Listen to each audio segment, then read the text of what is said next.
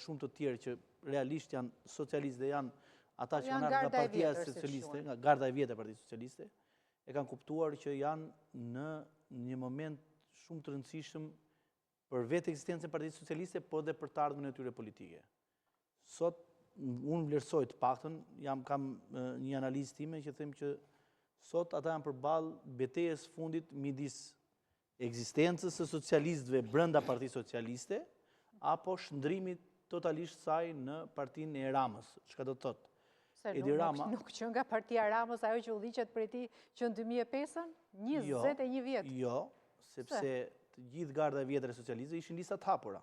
Edhe ata ju imponuan në Ramës.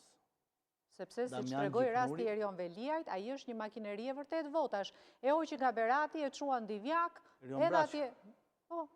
Prandaj i kanë nxjerrë jashtë listës, se e di që ata marrin vota. Po, problemi është që këta tregojnë që Partia Socialiste, siç është sot, ka nevojë për shpirtin dhe zemrën e të majtës, shpirtin dhe zemrën e socialistëve të vërtet, sepse fund ditës janë ata që përballen me ata socialistët aty.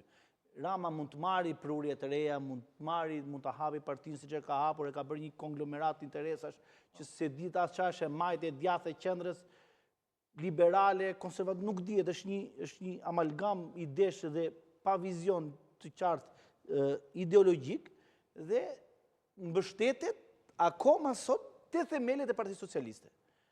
Ju mbase në Tiranë është e vështirë për ta kuptuar, por unë ju garantoj që ka një diferencë shumë të madhe midis socialistëve dhe atyre që janë sot Partia Socialiste, atyre të rinjve që ka sjellë Rama, po them.